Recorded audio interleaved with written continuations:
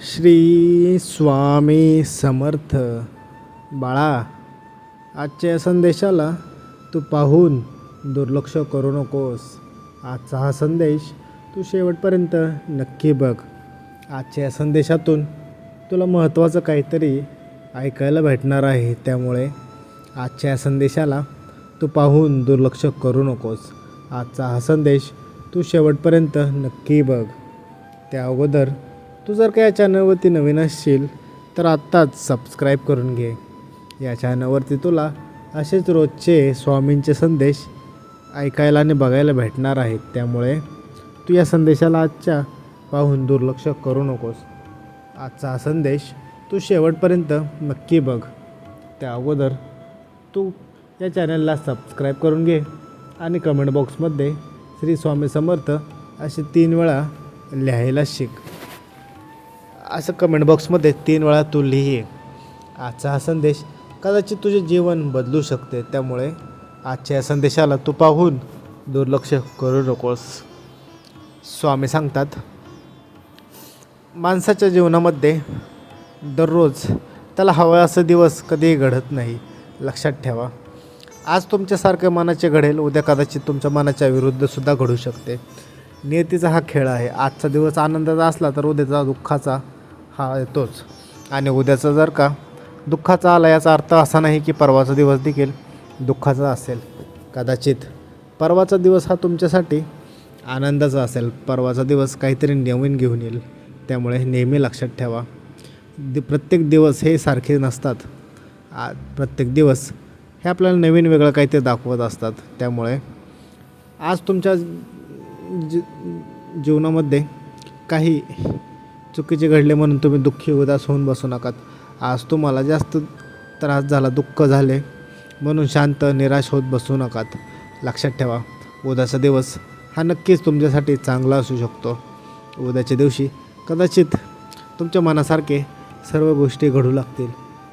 फक्त तुम्ही हार मानू नका, अशा निराश हताश होऊन बसू नकात. लक्षात ठेवा, जो माणूस निराश हताश होऊन बसतो तो माणूस आयुष्यात कधीही पुढे जाऊ शकणार नाही. त्यामुळे नेहमी लक्षात ठेवा, प्रत्येक दिवस हे सारखे नसतातच.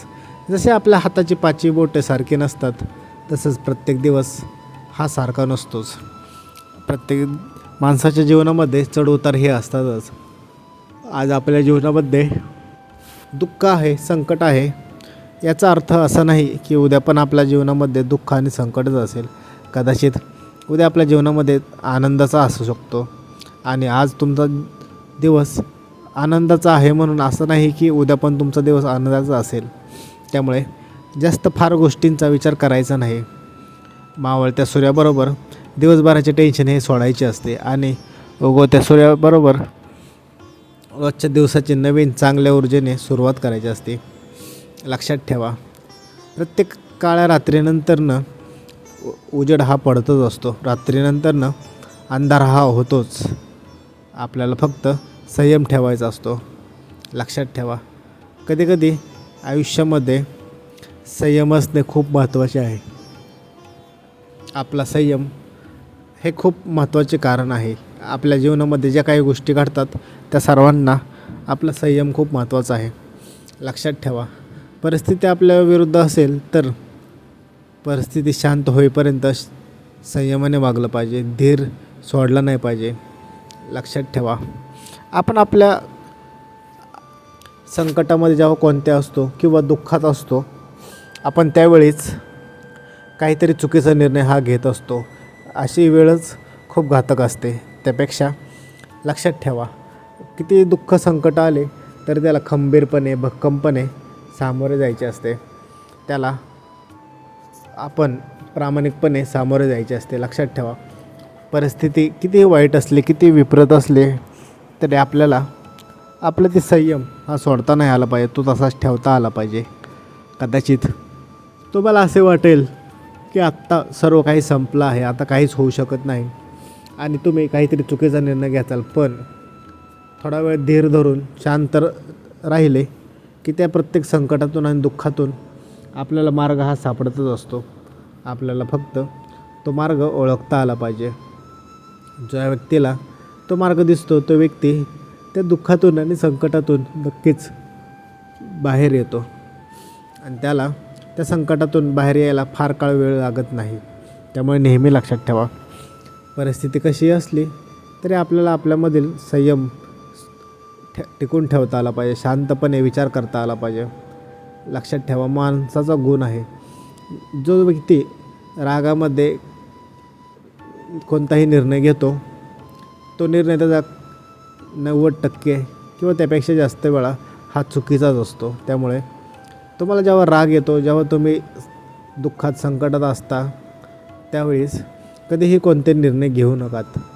कारण की रागात आणि क्रोधात घेतलेले निर्णय हे जवळपास चुकतातच. त्यामुळे नेहमी लक्षात ठेवा, रागामध्ये कोणताही निर्णय घेऊ नका. या उलट रागामध्ये शांत आणि संयम ठेवणं खूप महत्त्वाचे आहे.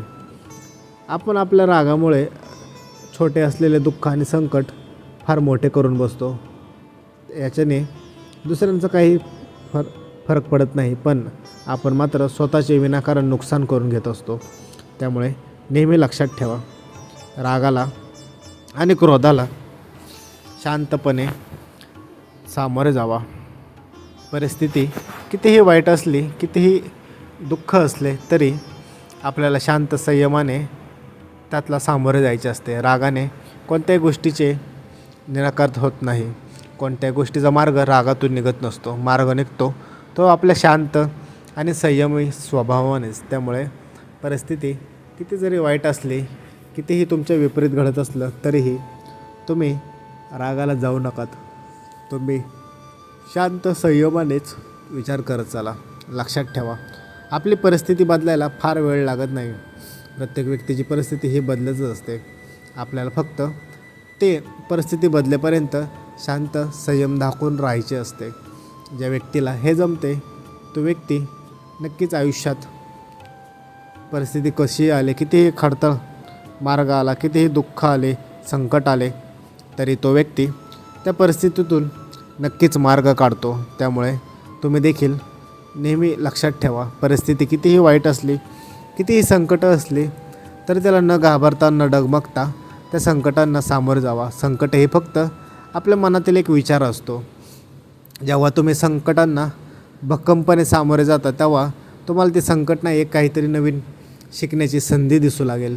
त्यामुळे संकट कितीही आली तरी घाबरू नकात, निराश होऊ नकात, हताश होऊ नकात.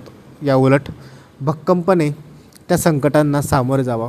लक्षात ठेवा, तुम्ही जेवढं संकटांना घाबरचाल तेवढे संकट जास्त तुमच्या आयुष्यात येऊ लागतील. या उलट संकटांना न घाबरता त्यांना भक्कमपणे साथ द्या, सामोरे जावा. बघाच ते संकट फार काळ तुमच्यासोबत राहणार नाही. ही गोष्ट तुम्ही करून बघा, नक्कीच तुम्ही आयुष्यात यशस्वी होचाल. श्री स्वामी समर्थ.